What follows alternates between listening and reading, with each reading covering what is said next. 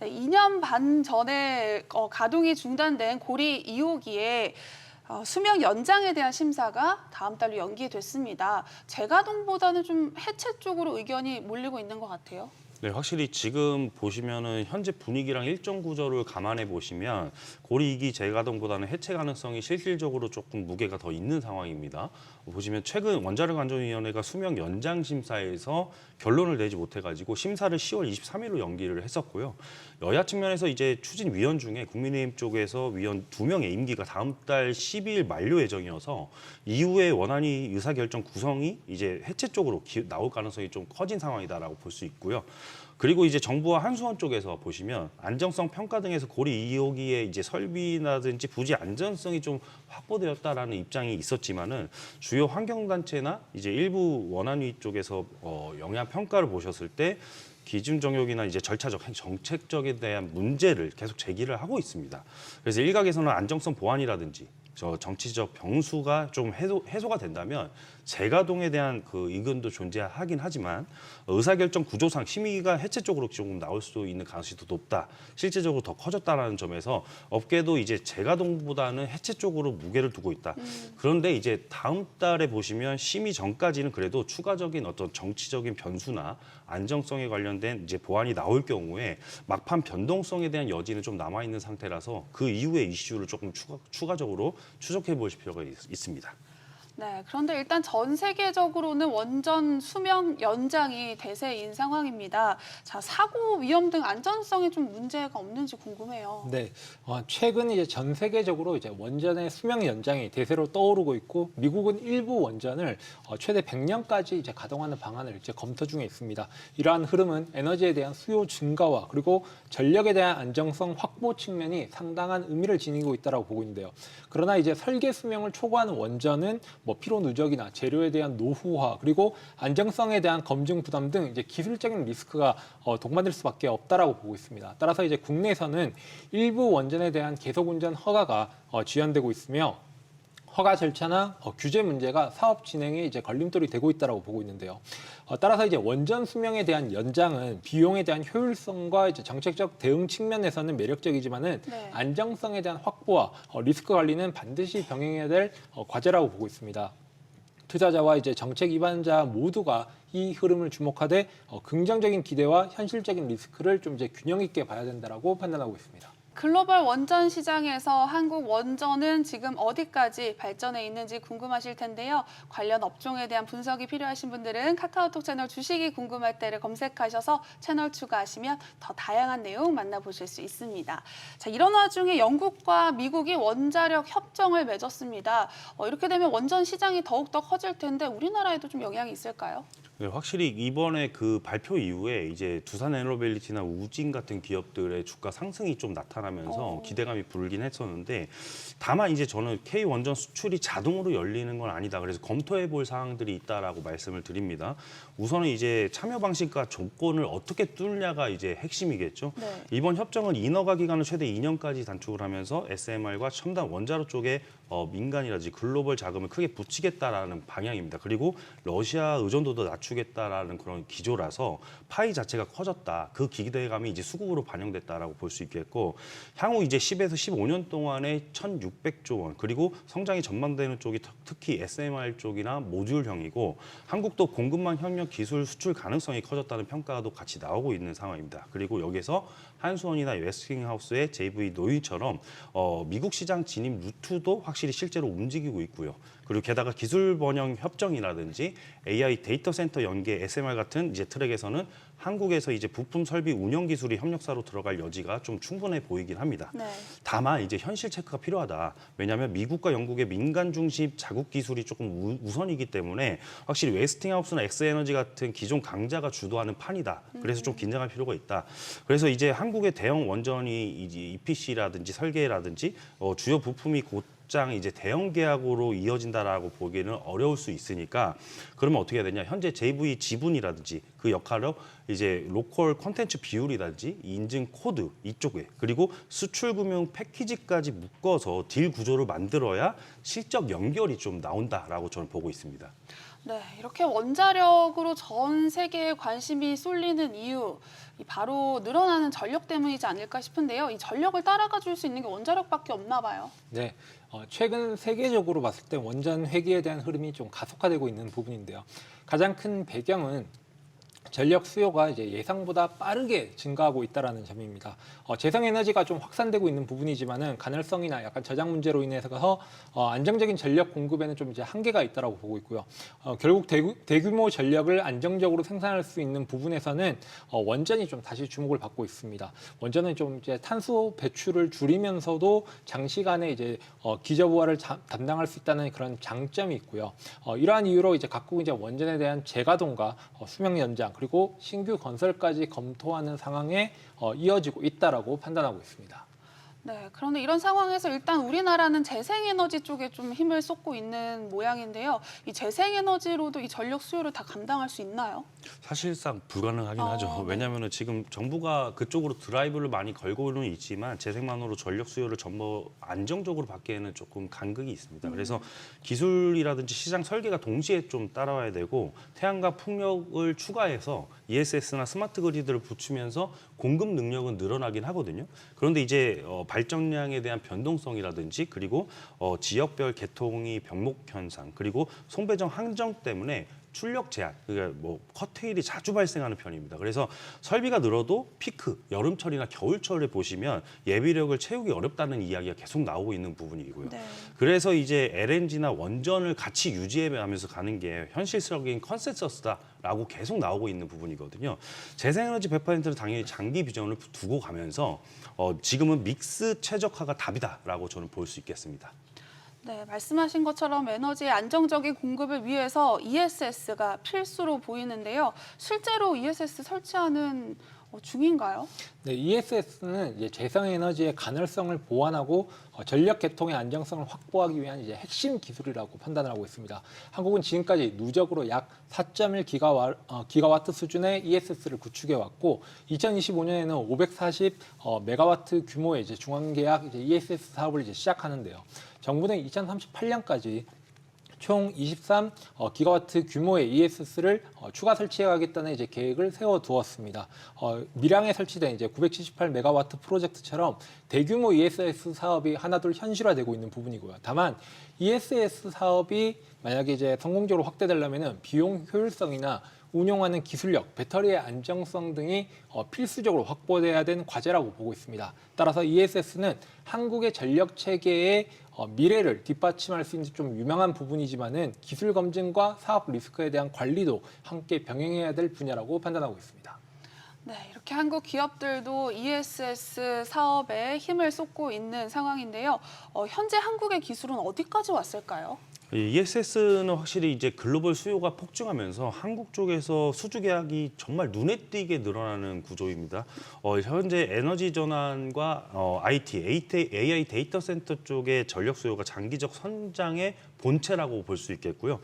이제는 그래서 테마가 아니라 실제 발주와 계약이 따라붙고 있다라고 보시면 되는데 네. SK온 입장에서 먼저 살펴보시면 2025년에 9월이었죠. 바로 플랫 아이언과 에너지와 최대 2조 원대 공급 계약이 나오고 2030년까지 7.2 기가와트 시에 대한 우선 협상권까지 확보된 상태다라고 보시면 되겠고 북미 유럽 전역에서 DC나 AI 그리고 재생연계 대형 프로젝트 문의가 급증하고 있다라고 보시면 됩니다. 그리고 LG 에너지 솔루션이나 삼성 SDI 쪽에서 북미 유럽 현지화 쪽에 수주 속도가 높아지면서 실적을 계속적으로 쌓고 있다. 그래서 2024년 ESS용 배터리 수출이 4조 원을 돌파하면서 이미 EV용 수출을 앞질렀다는 포인트가 상징적으로 앞서서 작용을 했었어요. 그래서 국내 정책 펀드도 북미 인프라 투자와 연계를 해가지고 중소 중견 ESS에 대한 밸류 체인 그리고 해외 동반 진출을 밀어주는 구조가 형성되었으니까 확실히 전기차 캐즘 구간을 메워주는 역할은 ESS 쪽에서 나타나고 있다라고 보시면 되겠습니다.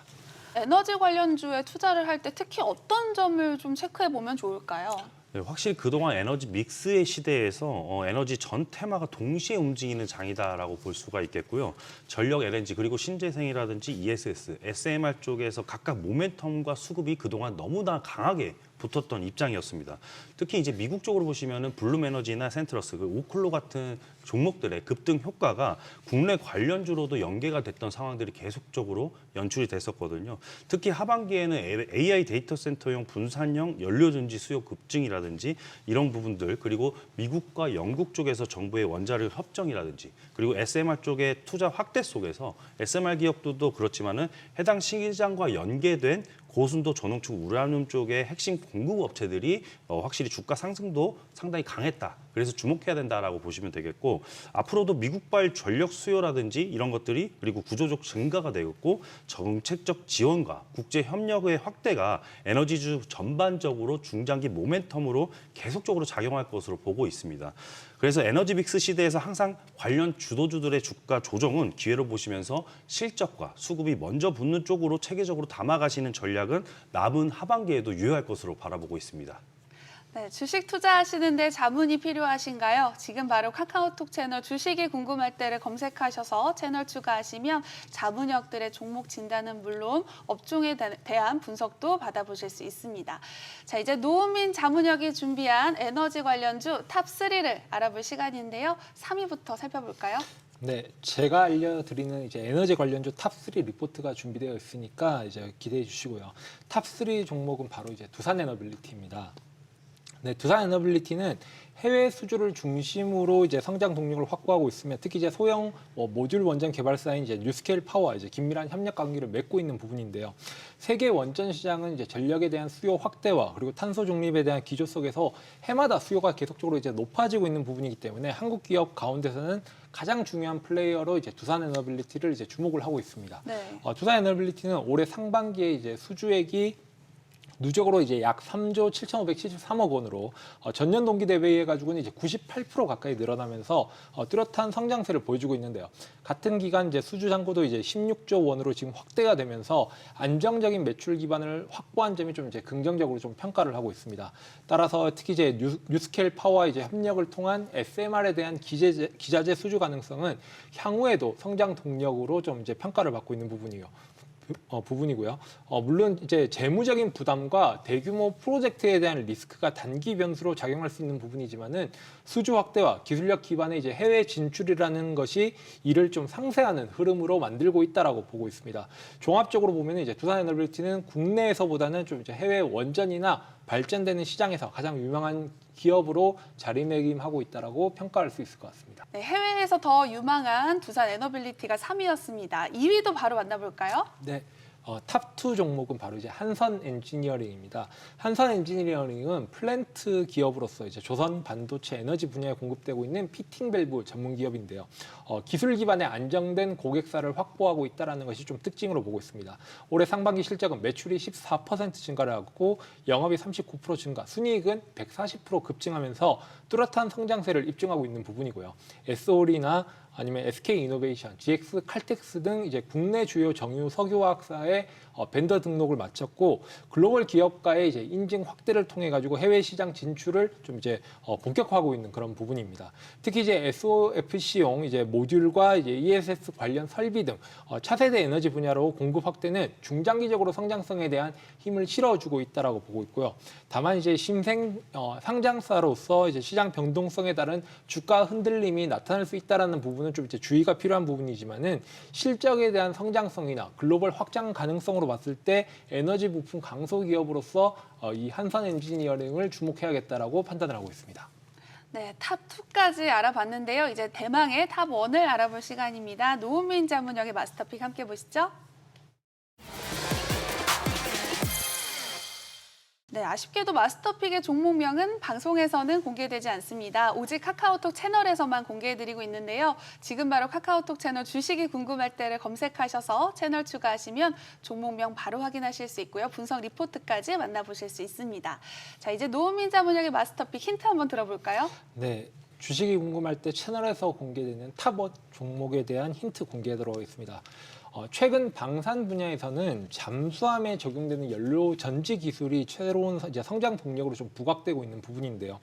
공기가 불필요한 추진 시스템에 연료 전지를 이제 적용하면은 장시간 동안 잠항이 가능해지고 있기 때문에 해군력에 대한 현대화와 직결되는 핵심 기술로 자리 잡고 있습니다. 그래서 실제로 이 일부 선진국에 대해서는 이미 이 기술을 실전 배치에 활용하고 있으며 관련 수요가 좀 꾸준히 늘어나고 있는 그런 부분인데요.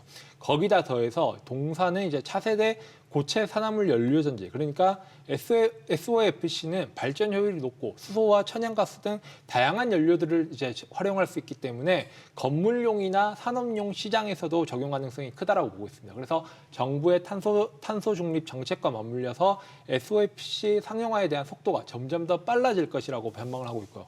종합적으로 본다면은 방산과 그리고 민수 시장 모두에 겨냥할 수 있는 연료전지 기술을 가지고 있기 때문에 향후 에너지 산업에 있는 중요한 축으로 성장할 가능성이 높다라고 평가하고 있습니다. 네, 힌트를 듣긴 들었는데 잘 추측이 안 되는데 이 기업을 특히 선정한 이유가 있을까요? 네, 이 기업은 잠수함용 연료전지라 그리고 수소 충전소, 건물용 연료전지 등 연료전지까지 아우르는 국내 대표 연료전지 전문 기업이라고 보고 있고요. 네. 특히 이제 잠수함용 연료전지 모듈은 세계 두 번째로 상용화된 기술로 독점 공급 실적이 확보된 강력한 성장 동력이라고 평가를 하고 있습니다. 최근에는 SK 플러그 하이버스와 이제 676억 원 규모의 이제 에콰스오 충전기 기기 계약을 이제 체결하면서 실질적인 수주 모멘텀도 확보를 한 회사고요. 투자 전략 측면에 있어가지고는 이제 정부의 수소 경제에 대한 로드맵과 연계된 정책적으로 좀 수혜 가능성을 좀 이제 판단을 해봐야 되지 않을까라고 생각하고 있습니다. 또한 이제 창원 산업단지에 대규모 공장을 확보해가지고 생산 인프라 확장을 이제 완료한 만큼 향후 매출에 대한 성장성이 좀 이제 가속화될 것이라고 판단을 하고 있고요.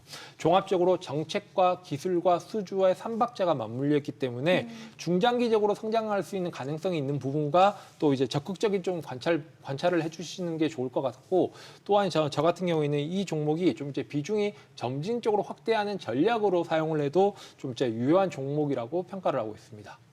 네, 삼박자가 모두 맞물린 노무민자문의 마스터픽, 종목명 너무너무 궁금하실 텐데요. 지금 바로 카카오톡 채널 주식이 궁금할 때를 검색하셔서 채널 추가하시면 종목명은 물론 분석 리포트까지 만나보실 수 있습니다.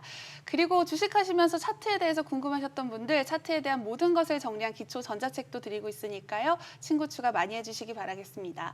모든 투자의 최종 판단과 책임은 투자자 본인에게 있습니다. 현명한 투자하시기 바랍니다.